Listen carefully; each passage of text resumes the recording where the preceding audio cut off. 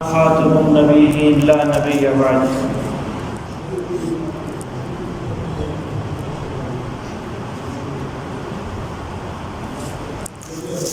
ثم قال النبي صلى الله عليه وسلم كنت نبيا أن الآدم بين الماء والجسد أو كما قال النبي صلى الله عليه وسلم.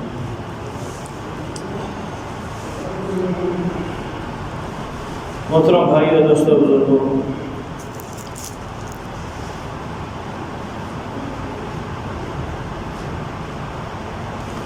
نبوت کے قصر، نبوت کی پہلی کڑی، سلسلہ نبوت کی پہلی کڑی حضرت آدم علیہ السلام، اور اسی سلسلہ نبوت کی آخری کڑی جناب محمد رسول اللہ صلی اللہ علیہ وسلم. گویا ایک محل بنایا اللہ نے، ایک قصر بنایا. اس قصر کی اختتام حضور صلی اللہ علیہ وسلم سے ہوا. آپ صلی اللہ علیہ وسلم کو اس زمانے کا آخری نبی قرار دیا کہ بس نبوت تام ہو چکی ہے، ختم نہیں ہو چکی. یہ جو ہم ترجمہ کرتے ہیں نا کہ جی نبوت ختم ہو گئی، یہ غلط ہے. نبوت تام ہو چکی ہے، نبوت پوری ہو چکی ہے. اب کسی نبی کی ضرورت نہیں. نبی آخری، وحی آخری، شریعت آخری، امت آخری، نبی کے صحابہ آخری، نبی کی کتاب قرآن آخری، نبی کا زمانہ خیر القرون زمانہ وہ آخری. بس اختتام کر دیا. اس کے بعد کچھ بھی نہیں. اس عقیدے کو عقیدہ ختم نبوت کہتے ہیں، جو کہ انسان کے ایمان کا بہت اہم جز ہے. اس کے بغیر ایمان کامل نہیں ہوتا، اس کے بغیر ایمان ہوتا ہی نہیں ہے، مسلمان ہی نہیں ہے. کمال ایمان تو دور کی چیز ہے، ایمان ہی نہیں ہے. یہ عقیدہ قرآن سے اور احادیث سے، حدیث متواترہ سے کثرت کے ساتھ ساتھ 1400 سال حضور صلی اللہ علیہ وسلم کا زمانہ آج تک کا زمانہ 1442 سال، ہر دور کے اندر پوری کی پوری اجتماعی امت اس عقیدے کے اوپر متفق رہی ہے. یہ وہ عقیدہ ہے، کبھی بھی توڑ نہیں آیا بیچ کے اندر کہ امت کا ایک طبقے نے اس عقیدے کو تسلیم کیا ہو اور دوسرے طبقے نے اس عقیدے کی مخالفت کی ہو. کبھی ویسا نہیں. حضور صلی اللہ علیہ وسلم سے لے کر آج تک امت کے ہر شعبے نے اس عقیدے کو اجتماعی طور کے اوپر، اس عقیدے کے اوپر متفق، اور اس عقیدے کے برخلاف مخالف عقیدے پر امت نے 1400 سالوں کے اندر ہمیشہ اس کو رد کیا ہے. ایک موذی چیز کی طرح جسد ملت اسلامی سے کو کاٹ پھینکا ہے، علیحدہ کر دیا. اس طرح انسان کے جسم کے اندر کوئی موذی چیز لگ جائے اس کو رکھتا نہیں اپنے ساتھ، حتی الامکان کوشش کر کے اپنے جسم سے اس کو دور کر دیا. اس عقیدے کے خلاف کوئی عقیدہ بنانا کہ محمد رسول اللہ صلی اللہ علیہ وسلم آخری نبی نہیں ہے، اللہ کے نبی صلی اللہ علیہ وسلم پر شریعت ختم نہیں ہوئی، آپ کی کتاب آخری کتاب نہیں، آپ کی وحی آخری وحی نہیں، اس عقیدے کو 1400 سال میں امت نے اجتماعی طور پر رد کیا. کوئی جماعت ایسی نہیں آئی جس نے تھوڑی سی نرمی پیش کی ہو اس عقیدے پر. چنانچہ شیطان کا پہلا حملہ اسلام پر، اسلام کی اجتماعیت پر، وہ اسی عقیدے کو رد کرنے کے لیے آیا. پہلا نظریہ سب سے پہلے حضور صلی اللہ تعالی علیہ وسلم کی حیات اس وقت اس دنیا کے اندر موجود تھی، اب باحیات تھی. آپ کی زندگی کے آخری ایام تھے کہ 3 بڑے لوگ، ایک یمن سے اسود انسی کی شکل کے اندر نمودار ہوا، یمنی تھا، اس نے نبوت کا دعویٰ کیا، اللہ کے نبی صلی اللہ علیہ وسلم کی موجودگی کی. زرار بن ازدر رضی اللہ تعالیٰ عنہ کو اس کی سرگوبی کے لیے بھیجا. دوسرا طلئی نامی ایک آدمی تھا، یہ بھی آپ صلی اللہ علیہ وسلم کے دور میں پیدا ہوا، اس نے بھی نبوت کا دعویٰ کیا. اس کے ساتھیوں کو اور اس کو جو اس کے حمایتی تھے ڈھونڈ ڈھونڈ کے ان کو مارا سارا. اور سب سے بڑا فتنہ، یہ دونوں فتنے تھے ایک علاقے تک محدود تھے، اجتماعی طور کے اوپر امت کو گھیرا نہیں تھا اس فتنے میں. ان دونوں آدمیوں میں اتنی شہرت ان کی نہیں ہوئی، مقبولیت نہیں ہوئی، جہاں سے آواز تھی اتنی دبا دی گئی. لیکن جو تیسرا فتنہ آیا اسلام کا، یہ حضور صلی اللہ علیہ وسلم کے دور کے فوراً بعد. اب آپ صلی اللہ علیہ وسلم کی زندگی موجود نہیں ہے، اب رحلت فرما. یہ آیا مسلمہ قذاب کی شکل کے اندر یمامہ سے فتنہ. اللہ رب العزت نے سیدنا ابو بکر صدیق رضی اللہ تعالیٰ عنہ کو اس فتنے کی سرکوبی کے لیے تیار فرمایا. حضرت اکرمہ، ان کے بعد شرجیل بن حسنہ، اور تیسرے نمبر پہ خالد بن ولید رضی اللہ تعالیٰ عنہ نمایاں کردار ہے اس فتنے کو رد کر. اللہ نے حضرت واشی رضی اللہ عنہ سے کام لیا، مسلمہ قذاب واشی کے ہاتھوں مارا، فتنہ تب. تو یہ سلسلہ اس عقیدے کو رد کرنے کا شیطان کی پہلی چال تھی اسلام کے اندر. وہاں سے یہ نظام چلا اور چلتا رہا گائے بگائے. میرے مطلب ساتھیو، یہ وہ حساس عقیدہ ہے، ہلکی سی بھی نرمی اس عقیدے کے اندر برت لی جائے اور توقف کر لیا جائے یا کچھ دیر کے لیے اس کو موقوف کر دیا جائے، سرے سے ایمان ہی ختم ہو جائے. کرتا رہے بیان، نماز پڑھتا رہے، روزے رکھتا رہے، زکوٰۃ دیتا رہے، حج کرتا رہے، دیگر فلاحی کام کرتا رہے، کوئی قابل قبول نہیں. قرآن نے صراحتاً اس بات کو بیان فرمایا.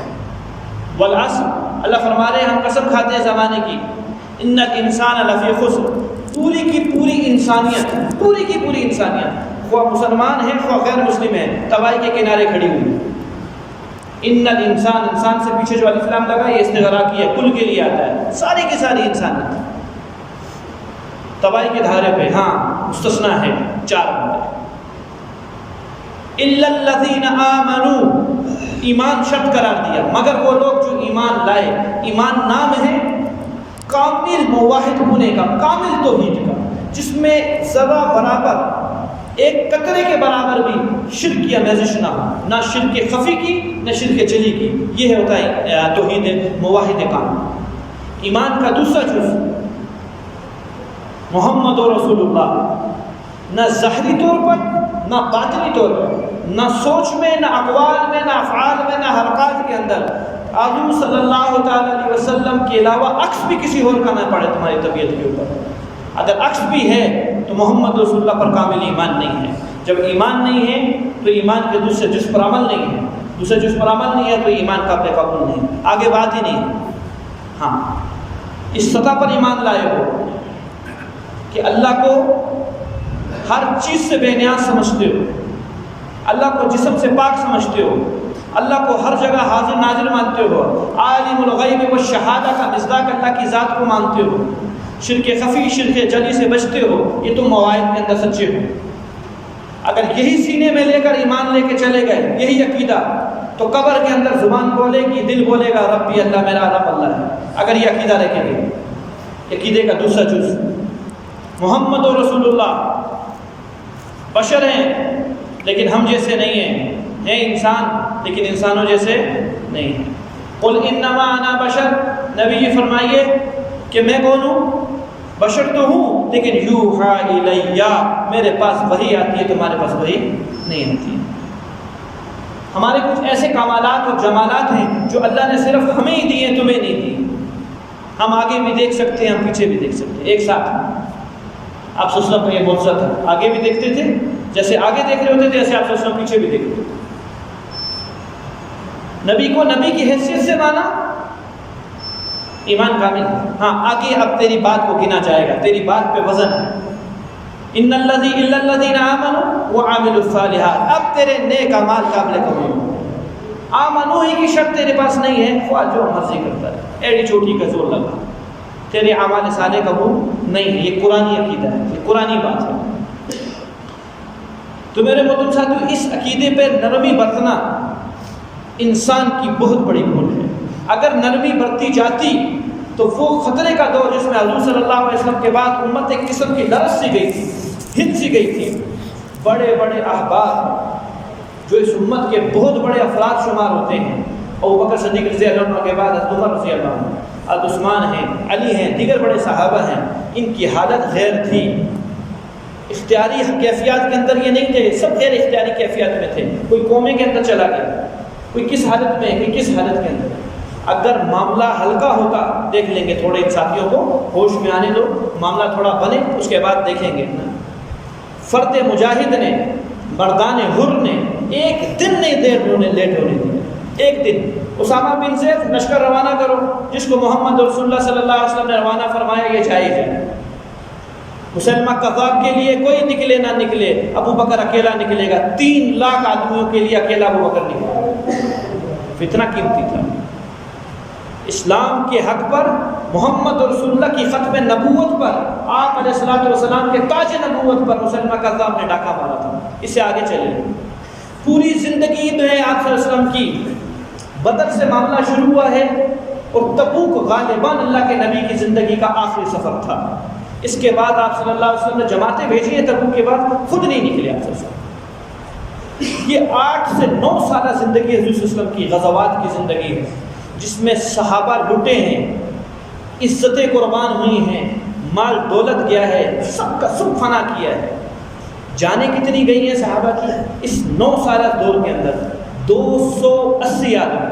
کتنے؟ 280 صحابہ شہید ہوئے ہیں 9 سال کے اندر۔ جنگ یمامہ آتی ہے، وہ سارا کا سارا اسلام کو پھیلانے کے لیے جان دیا 280 صحابہ نے، جس میں زیادہ تر انصار ہیں۔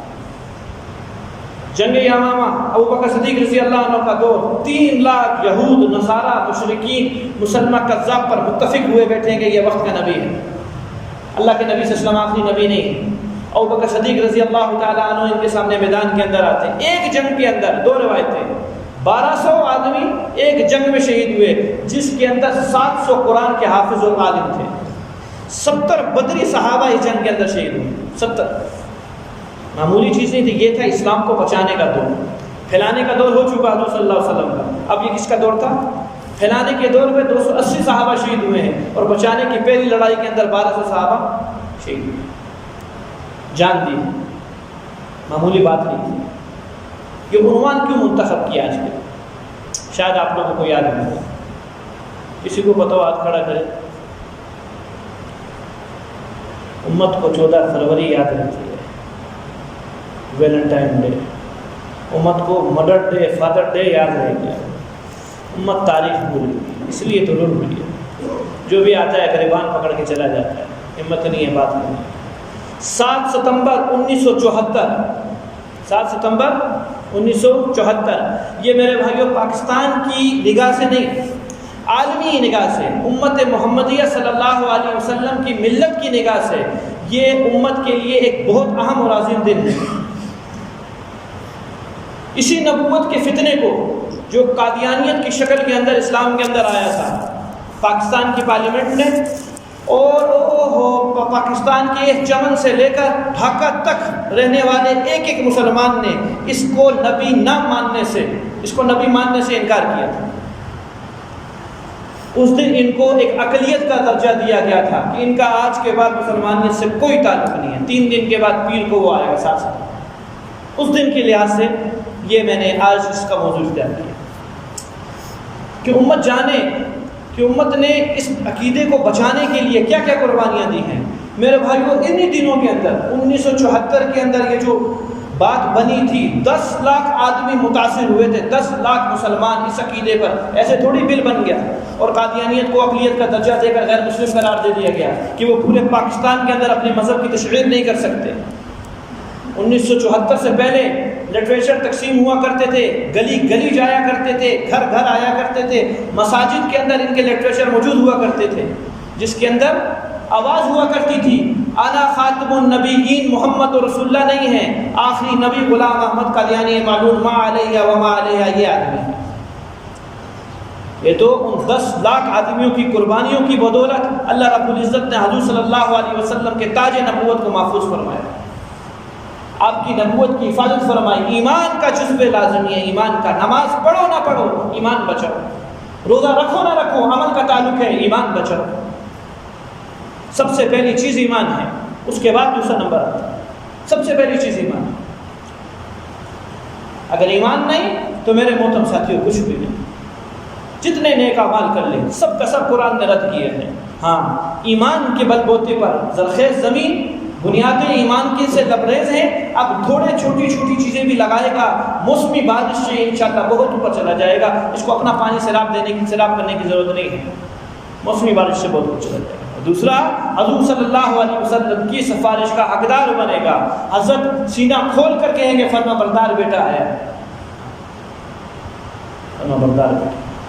تو میرے محترم ساتھیوں، امت نے اس عقیدے کی حفاظت کے لیے بہت قربانیاں دی ہیں، بہت قربانیاں دی ہیں۔ ابھی یہ آیا نہیں تھا، ابھی تک یہ آیا نہیں تھا۔ 1857 یا 56 قطب العالم حاجی امداد اللہ مہاجر مکی رحمۃ اللہ علیہ نے حج کے سفر پر بیر شریف والے، نام کیا تھا؟ عبدالصمد، ان کے والد محمد علی غالباً کو اس طرح کا نام لینے والا، ان کو یہ بات کی تھی کہ تیرے پنجاب کے اندر ان قریب ایک فتنہ اٹھنے والا ہے۔ اس سے بھی فتنہ نہیں آیا تھا، جس میں ایک آدمی آئے گا اور اپنے آپ کو نبوت کی بات کرے گا اور اپنے آپ کو نبی بنائے گا، تو اس کے لیے تیار ہے۔ پھر اس پوری تحریک کے اندر بیر شریف والے جو بڑے تھے، پیر صاحب جو تھے، ان کا بہت بڑا کردار ہے، بہت بڑا کردار۔ تو امت نے اجتماعی طور پہ اوپر اس کے عقیدے کو رد کر کے ان کو کیا کافر قرار دے دیا گیا۔ اب سنیے، تعریف اسلام کی تعریف کیا ہے، ایمان کی، اور کفر کی تعریف کیا ہے، جو کہ شریعت سے ثابت ہے۔ اسلام نام ہے، ہم سے کوئی پوچھا جائے تو مسلمان ہو، ہم جواب دیں گے الحمدللہ مسلمان ہیں۔ تعریف کر اپنے ایمان کی، اپنے ایمان کی تعریف کرتے رہے، ایمان کیا ہے، کیسے ثابت کرے گا؟ التصدیق ما جاء به النبی صلی اللہ علیہ وسلم بالضرورہ، یہ ایمان کی تعریف ہے۔ ضروریات دین میں جو کہ محمد رسول اللہ صلی اللہ علیہ وسلم لے آئے ہیں، ایک ایک چیز کی تصدیق کرنے کا نام ایمان ہے۔ ضروریات دین کیا؟ ہمارے بڑے عقائد ہیں، اللہ کی ذات وحدہ لا شریک، تمام انبیاء برحق، اس انبیاء کی کڑی کی اختتام محمد رسول اللہ، قصر کی آخری کڑی، قصر کی آخری اینٹ، نبوت کا آخری ستارہ، اس کے بعد کوئی نبی نہیں، نبی پر اترنے والی وحی آخری وحی، نبی پر اترنے والی شریعت آخری شریعت، نبی پر اترنے والا قرآن آخری قرآن، نبی کی ذات آخری ذات، نبی کی گھر والیوں کو ازواج المطہرات امہات المومنین، نبی کے گھر والوں کو بیت عظام اہل بیت عظام، نبی کے ساتھیوں کو صحابہ کرام، بس اس کے بعد اور کچھ نہیں آئے گا، یہ آخری ہے۔ پھر اس نبی کی بتائی ہوئی تعلیمات، 5 فرائض، ایمان کے بعد نماز فرض، روزہ فرض، زکوٰۃ فرض اور حج فرض، یہ ضروریات دین ہیں۔ ان کا اقرار کرنے والے کو مسلمان کہتے ہیں، اس کی تصدیق کرنے والے کو مسلمان کہتے ہیں۔ اور کفر کس کو کہتے ہیں؟ سنیے، عدم تصدیق ما جاء به النبی صلی اللہ علیہ وسلم بالضرورہ، اس ضروری دین اور آپ صلی اللہ علیہ وسلم کی تعلیمات کا کسی ایک چیز کا انکار کرنا، سب کا نہیں، کسی ایک چیز کا انکار کرنا یا انکار نہیں کرنا، اس کے اندر میری بات بہت غور سے سنیے گا، باریک بات کر رہا ہوں، انکار نہیں کرنا، صرف تعویل کرنا اور تعویل غلط کرنا، یہ آدمی اسلام سے نکل جاتا ہے۔ پہلی بات تو بالکل واضح ہے کہ کسی اسلام کی ضروریات میں سے کسی ایک کا انکار کر دینا کافر ہے۔ حضور اسلام کے ابوبکر صدیق رضی اللہ عنہ کے دور میں دوسرا فتنہ اٹھا، مانعین زکوٰۃ کا۔ نماز پڑھتے تھے، روزہ رکھیں گے، حج کرو گے، کریں گے، پردہ کرو گے، کریں گے، شراب کو حرام جانیں گے، جوا حرام جانیں گے، ماں باپ کی نافرمانی حرام جانیں گے، لیکن زکوٰۃ نہیں دیں گے، کہا تم مسلمان نہیں ہو، تم مرتد ہو۔ کیا فرمایا؟ حکم کیا لگا اس دور کا؟ تم مرتد ہو۔ دین اسلام کی ایک چیز کا انکار کرنے والا کیا ہو جاتا ہے؟ اسلام کے دائرے سے فارغ ہو جاتا ہے۔ وقت کا حاکم اس کو قید کرے گا، ریاست وقت کا حاکم اس آدمی کو قید کرے گا۔ شرعی حکم مطلب میں آپ کو 3 دن تک علماء کے روبرو اس کو بٹھائے گا، اپنے شک و شبہات پیش کر، وجہ کیا بنی، کس وجہ سے تو نے فلاں چیز کو اسلام سے خارج کر دیا، تیرے ذہن میں کیا ہے، تو اپنے اشکالات، اپنے اعتراضات پیش کر ان کے سامنے۔ وہ اس کی اشکالات کو کسی نہ کسی طرح رفع کرنے کی کوشش کریں گے۔ 3 دن کے بعد دوبارہ حاکم وقت کی طرف سے پیشی ہوگی اس کے اوپر۔ اب وہ ایمان اور عقیدے کے بارے میں کیا کہتا ہے؟ اگر پھر بھی ڈٹا ہوا ہے تو اسلام نے فرمایا فقتلوہ، اس کو قتل کر دو۔ اس کو کیا قتل کر دو؟ ایک چیز کا، یہ پہلی چیز بالکل آسان ہے، آپ کو سمجھ میں آیا۔ دوسری چیز سمجھیے جی، اسلامی چیزوں کے اندر، اسلامی عقائد کے اندر مانتا تو ہے لیکن تعویل کرتا ہے اور تعویل غلط کرتا ہے۔ کیا کرتا ہے؟ تعویل کرتا ہے اور تعویل غلط کرتا ہے، یہ بھی کافر ہو جائے گا۔ مثلا اس کی آسان سی مثال، نماز کو فرض مانتا ہے کہ 5 وقت کی نماز فرض ہے، لیکن یوں پڑھنا فرض نہیں ہے، نماز دل کی ہوتی ہے، اس پر ایمان ہے اس کا۔ نماز کی چیز کی ہوتی ہے؟ دل میں بس نماز پڑھے جاتے ہیں، یہ ارکان، یہ شرائط، یہ جسم کی اٹھک بیٹھک، اس چیز کا نام نماز نہیں ہے، اور اس کو اپنا عقیدہ بناتا ہے، یہ انسان کافر ہے، یہ انسان۔ یا حضور صلی اللہ علیہ وسلم کی ذات کے اندر کوئی ایسی چیز کا پیدا کرنا جو کہ اللہ کی طرف سے نہیں ہے، یا خود حضور صلی اللہ علیہ وسلم نے اس چیز کو بیان نہیں فرمایا، میرے بھائیوں یہ بھی کفر تک پہنچ جائے گا۔ یہ بھی کہاں تک پہنچ جائے گا؟ یہ سب تصدیق، یہ 2 باتیں ہیں۔ ایمان کی تصدیق کیا ہوئی؟ ایمان کی تعریف کیا ہوئی؟ ہر وہ چیز جو حضور صلی اللہ علیہ وسلم لے کر آئے، دل سے اس کی تصدیق کرنا، یہ ایمان ہے۔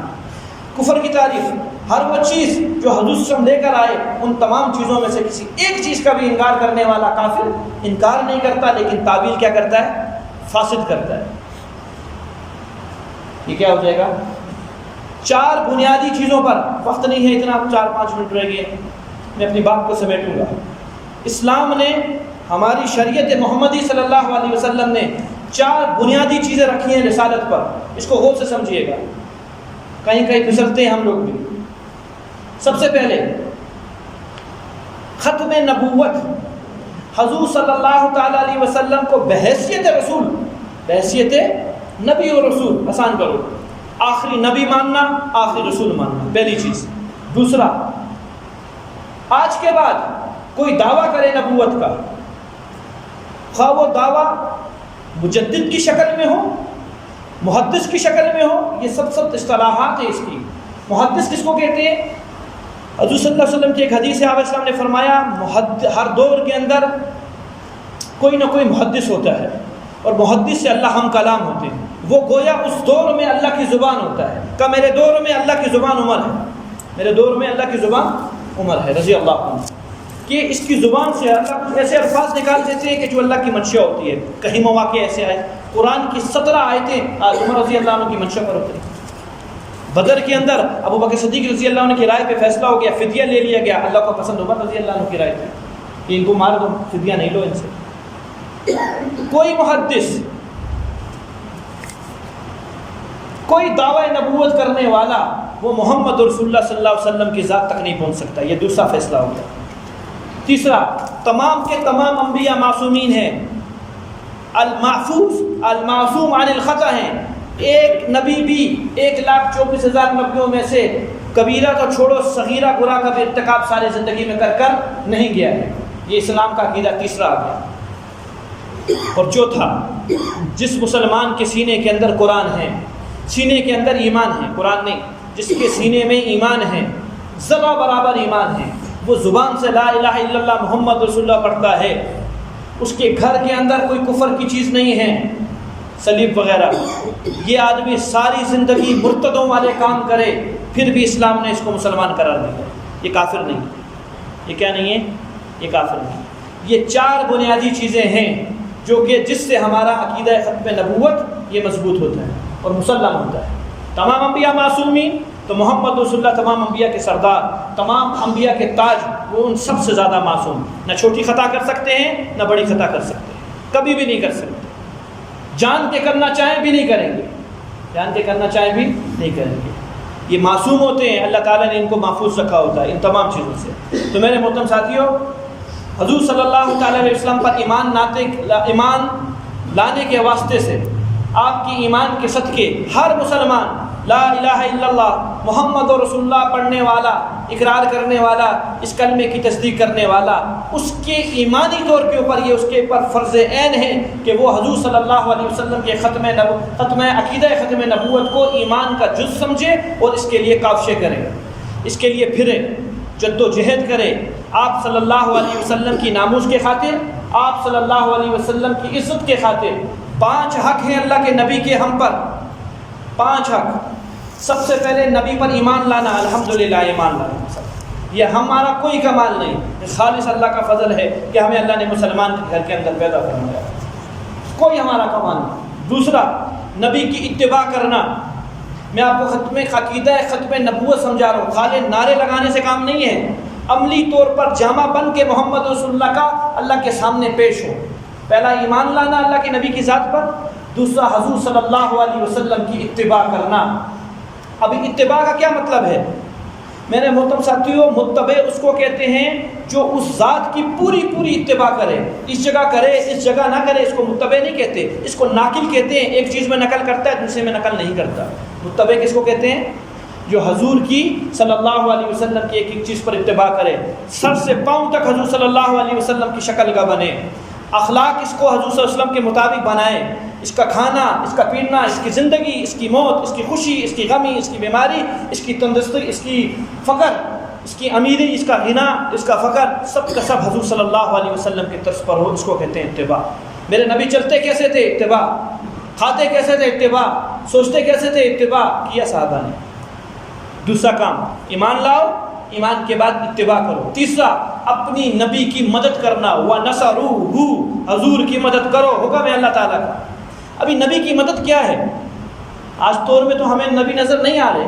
نبی کی دین کی مدد کرنا، نبی کی رسالت کی مدد کرنا، نبی کی عزت کی مدد کرنا، نبی کی ناموس اور ان کی حرمت کی مدد کرنا، یہ ہر مسلمان پہ فرض ہے. ہر مسلمان پہ فرض ہے. پوچھو گی کل قیامت کے دن. تیسری چیز ہوگی نبی کی تعظیم کرنا. نبی کی تعظیم کرنا.